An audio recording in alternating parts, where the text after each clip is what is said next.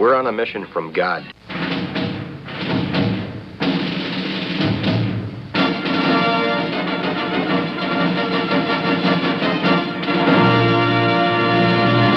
And now for something completely different.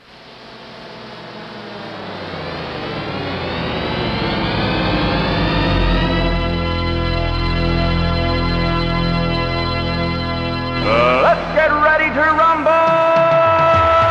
Yeah, baby, yeah!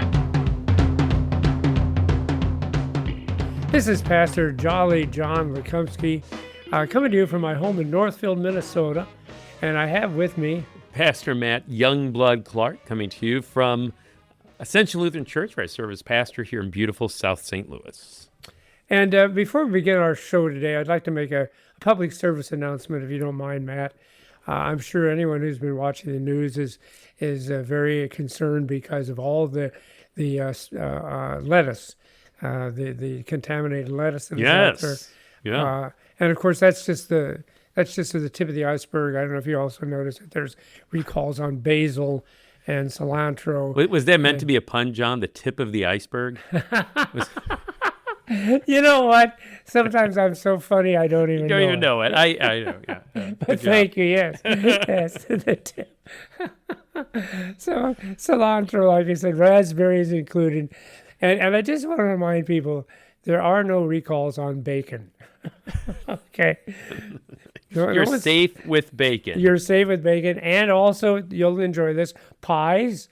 I searched the internet. No pies are Music being to my recalled. ears, John. Yes, pies are safe.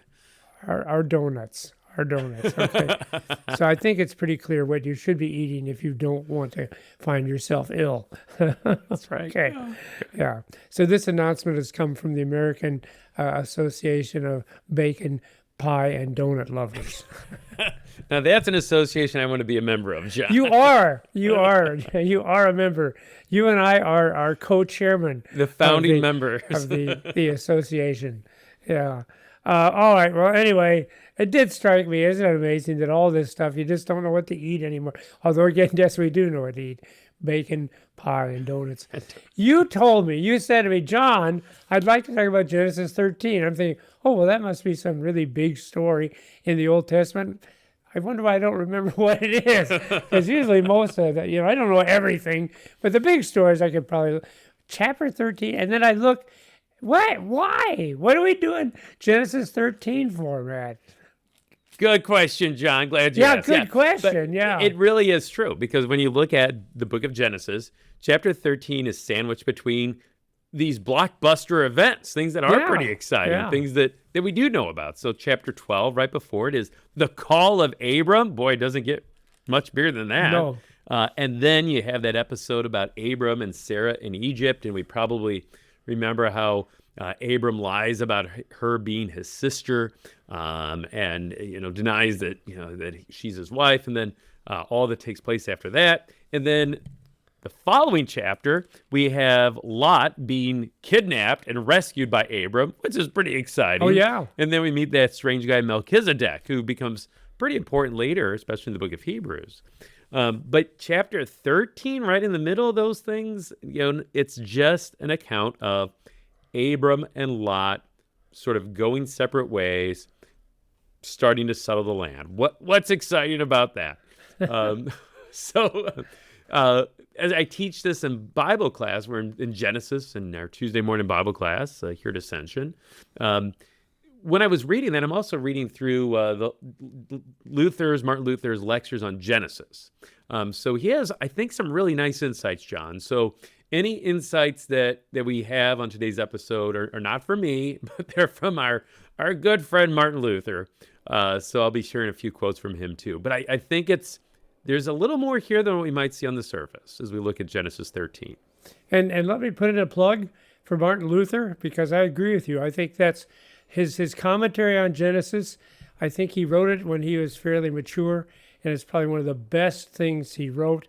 And you're right, just filled with wonderful Christ-centered insights. And of course, you can buy it from Concordia Publishing House. My wife will be so happy that you're plugging CPH, John. That we Thanks so plugged much. them. Tell them that we did that. I sure will. Okay.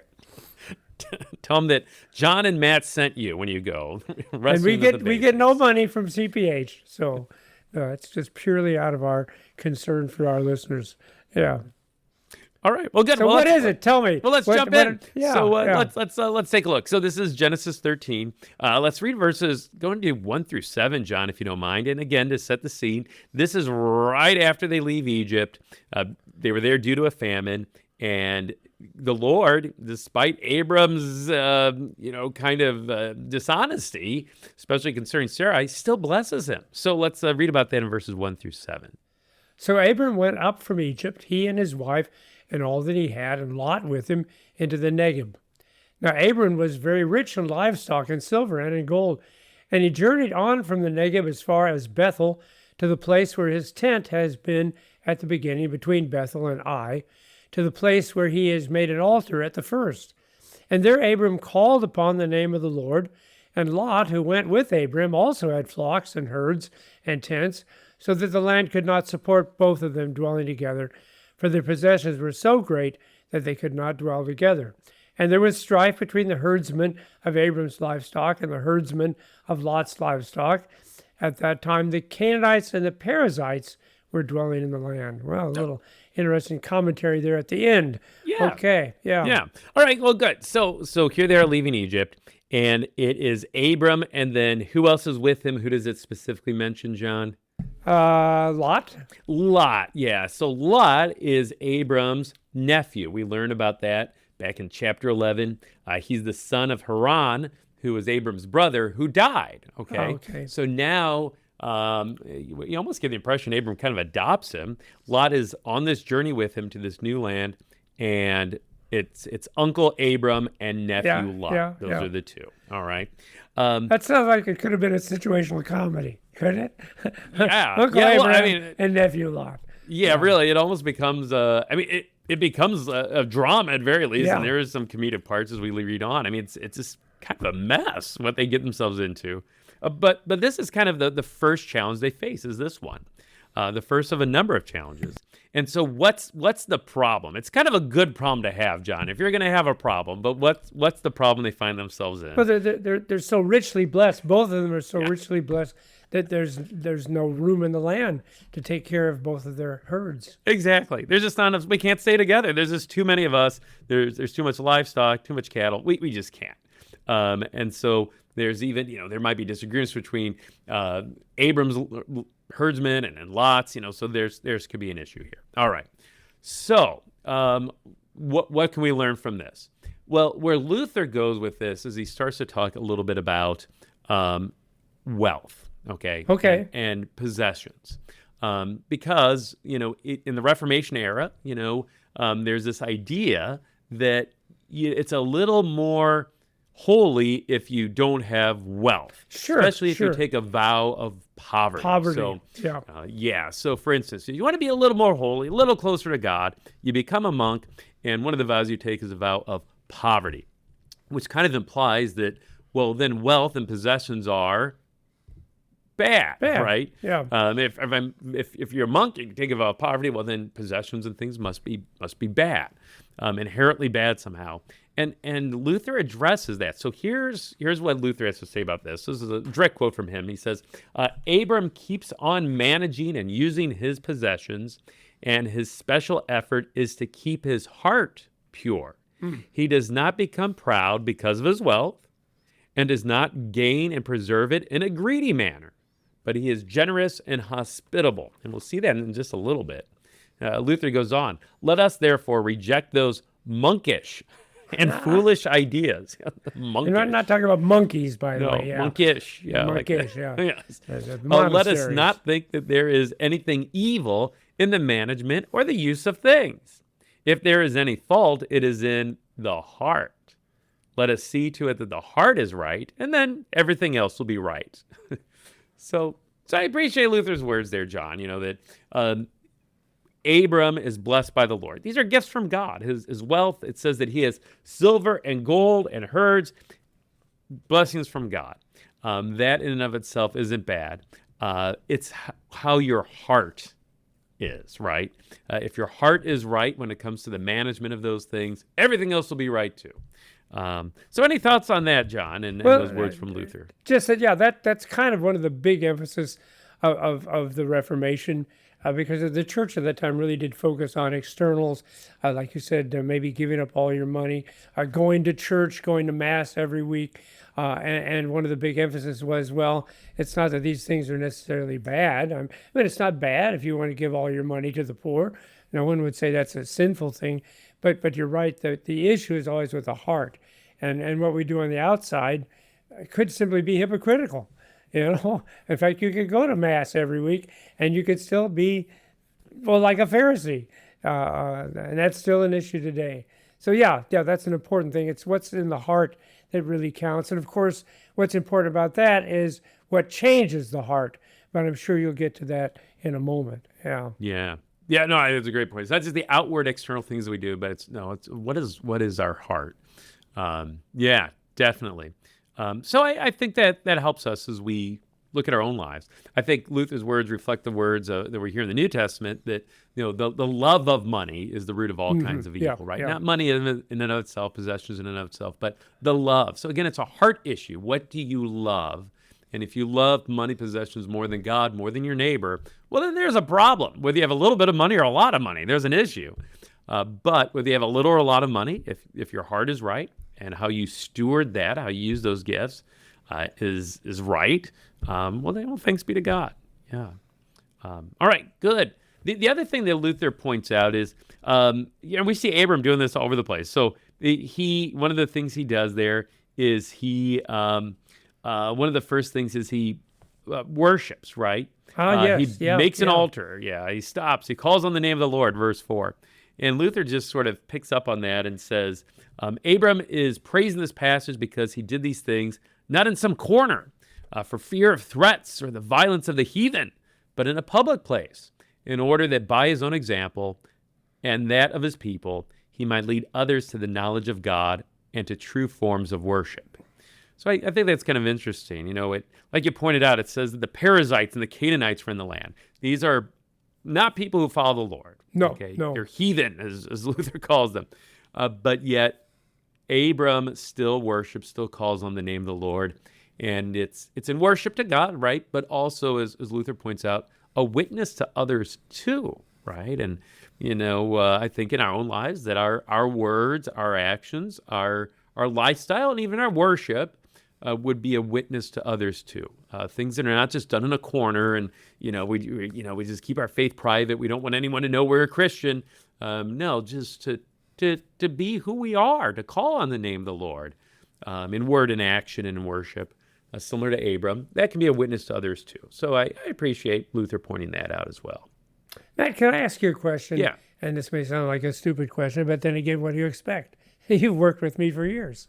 What do you did you do a study about Paul on the there in the book of Acts where he was preaching about the idols, the unknown idol? Yeah, we talked about that. Yeah, okay. Mars Hill. Areopagus. The reason I have to ask is because I'm involved in a couple of different shows there on KFUO, and I can't remember where we did what. But you are the voice of KFUO, Pastor John Lukomski. A hoarse voice at that, but still. Because I remember you also talking about that's what Paul did. He went right into the community, right into the center wherever people were gathering. Not necessarily a place they would welcome with open arms, but that's where he went, and he began his proclamation.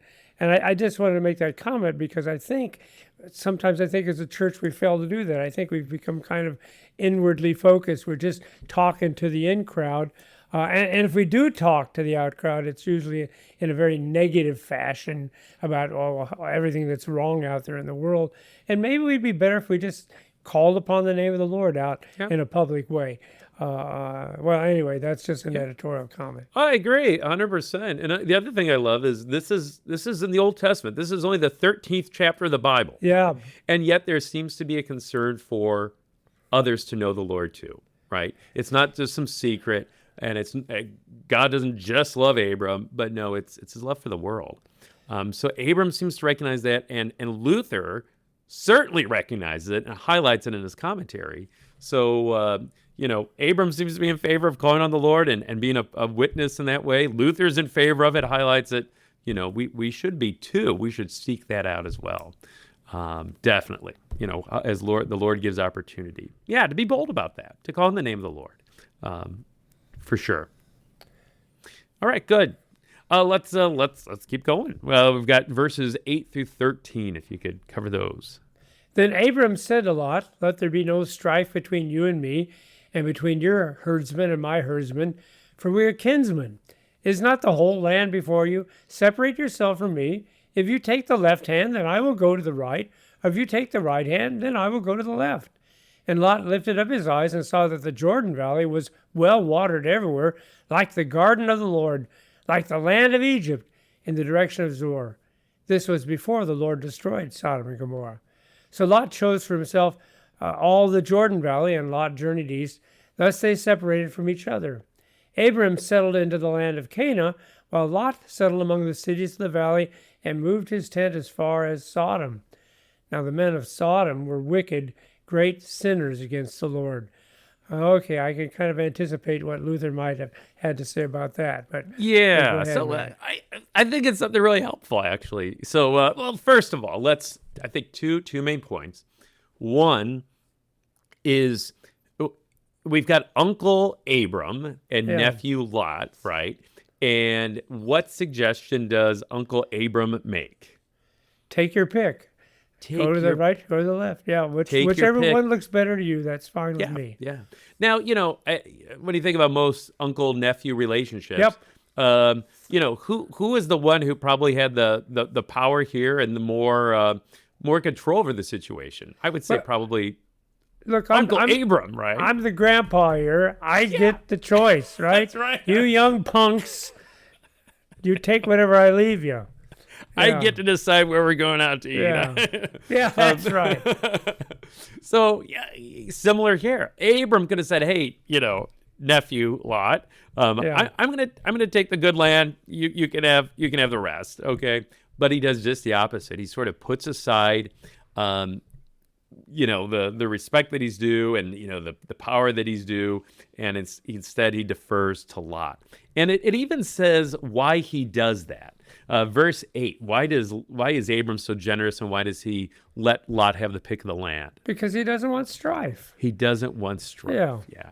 So thinking of family relationships today, what's more important to Abram, that he have the best of the land, or that he has a loving relationship with his family member? Well, the relationship, right? He doesn't want that strife. And to think about that today too, are there times, and we've probably seen this as pastors, are there times where stuff, possessions, and inheritance, whatever, sort of gets in the way of and even harms family relationships? And sadly, I've seen that, right? See it all the time when someone dies and then there's a question about their inheritance. Yeah, people that once before were loving and tight knit now are fighting over the most simplest things too. Sometimes it's not a lot of great wealth or whatever. It's just something that belongs to me.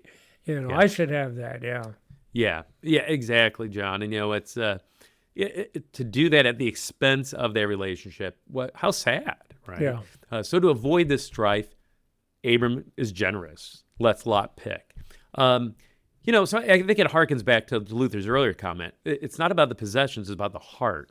And we see here, we get a glimpse at Abram's heart, that he's generous, he's kind-hearted, he's selfless with his possessions. And we see this demonstrated with, letting Lot have the pick of the land. And I don't want to steal your thunder, Matt, because obviously this was the study you did. But the reason why Abram can be that way is because Abram realizes that all this great blessing he has, that's a gift from God. And as you pointed out earlier, Abram hasn't been the best guy. It's not like he trusts the Lord fully. He's lying about his wife. He does that a couple times. But he knows, no, God has given all this to me. He's given it to me out of grace. So therefore, you can have whatever you want. The Lord's still going to take care of me. I might not have as much worldly blessings as I had before, but that's okay because I've got all these eternal blessings. And again, all because God is a God of grace. Yeah, and that's exactly, in the next section of verses, 14 and following, that's exactly what happens. God kind of takes Abram aside and says, Abram, don't worry, I'll take care of you. That's basically the message. Exactly what you just said, John. So we'll get there, but yeah, for sure. The other point in this section we just read, though, is from Luther. And so you have this little note there at the end. Now, the men of Sodom were wicked, great sinners against the Lord. Yeah. And if our listeners are familiar with the whole episode of Sodom and Gomorrah and God's destruction of Sodom, we see that, yeah, boy, they are doing some wicked things. Excuse me. So then Luther raises the question, okay, wait a second. These wicked men in Sodom, they're living in the best part of the land. They're living in the sweet spot. So then Luther raises the question, well, why does it seem like sometimes the wicked get the best stuff? Why are the wicked blessed, right? That's so a good Luther question. What's his answer? No kidding. Yeah. So here's Luther's answer. I think there's two good points. He says, but why are good things given to the worst people to enjoy? Luther asks. This question is beyond our comprehension.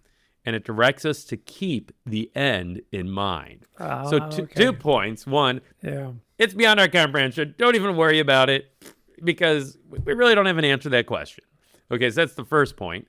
The second point is that it helps us keep the end in mind. And Luther goes on and says, even though the ungodly fare well for a while, they finally go down to eternal doom. And even though the godly are afflicted, the Lord nevertheless leads us according to his own plan, and in the end receives us into glory. All right. So the second half of his answer is, okay, they may prosper for a while, but guess what? Apart from Jesus, what do they have to look forward to? Just eternal gloom, hell, right? But for us as Christians, because of Christ, purely because of him, even though we're sometimes afflicted, right? Take up your cross and follow me. Nevertheless, it leads to eternal glory. Again, all because of our Savior, Jesus Christ.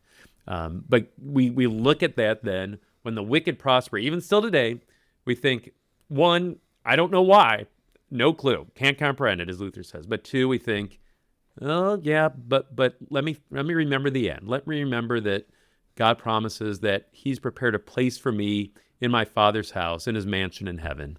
And he's going to fulfill that because of Christ. And I think the key thing is what you said at the beginning there, that we know that is ours simply because of what Jesus Christ has done. It is a gift from God and his grace and mercy. Because as long as you do keep the focus upon what I do, then you'll never have that comfort. And then I think you'll do one of two things. You'll say, well, I'm going to give it all up because this shows how holy and good I am. Or you will become, I've got to hold on tight to this stuff because I don't know whether God will bless me or not. And it would have been easy for Abraham to think that way, right? Well, I just sinned. I just didn't trust the Lord. So now maybe God won't take care of me. But see, Abraham was saved by faith, the scripture says, and that's his faith. It's not that he realized what he did was wrong when he lied about his wife, okay? I'm sure he repented before the Lord.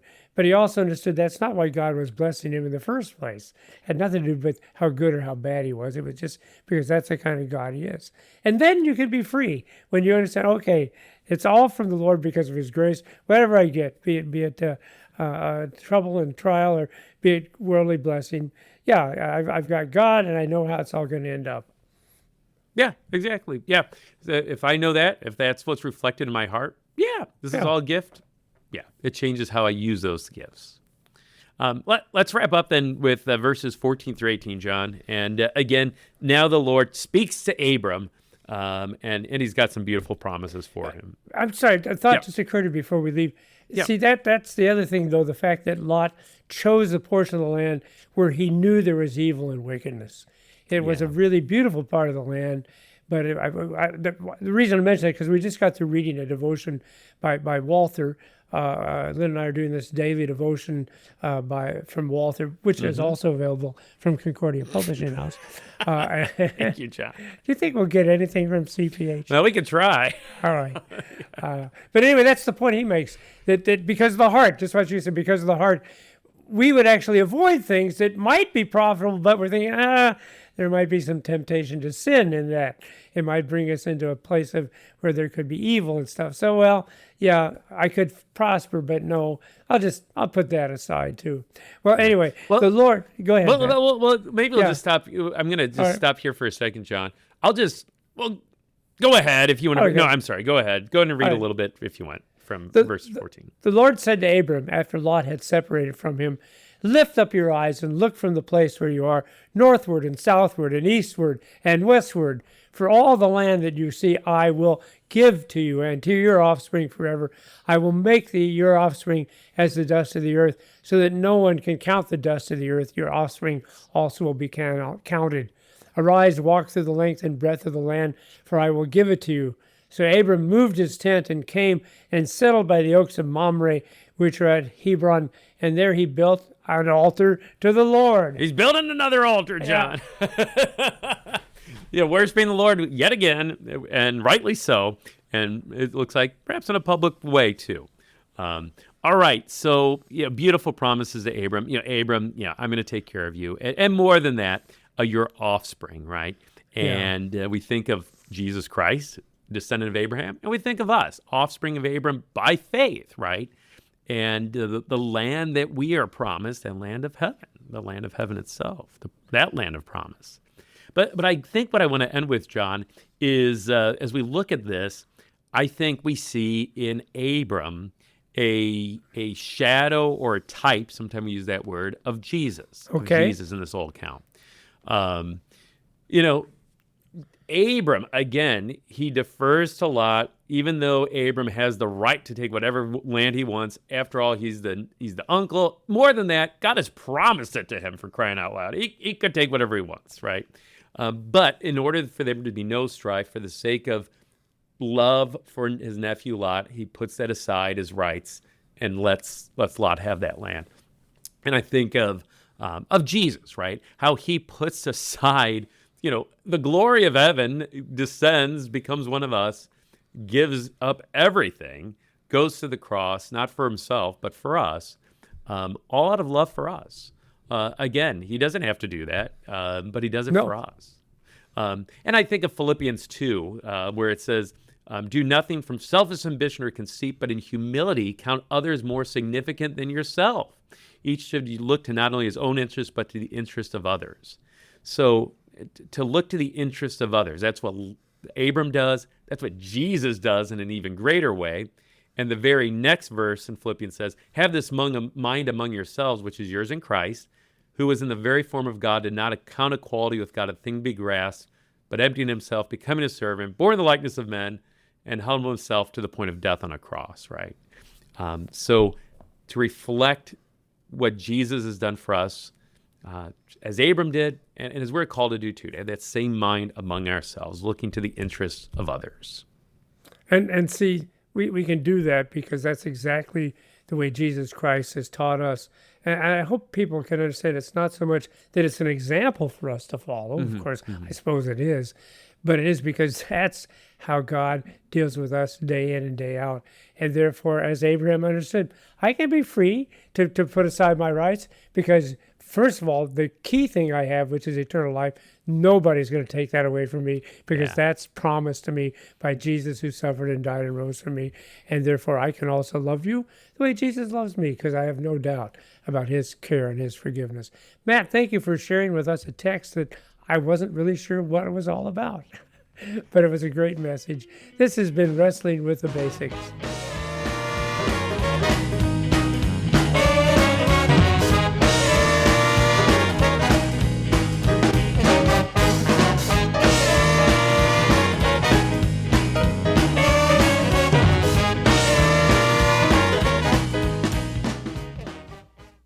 Showing support for KFUO is now easier than ever. You can sport a KFUO shirt, swag, or even socks by visiting our online store. Go to kfuo.org/store and order high-quality KFUO-branded merch. You no longer need to wait for our annual share-a-thon for a chance to show your KFUO spirit. Visually share and wear this ministry out in the world by checking out our selection. Every purchase helps to support our proclamation of Christ for you, anytime, anywhere. Go to kfuo.org/store.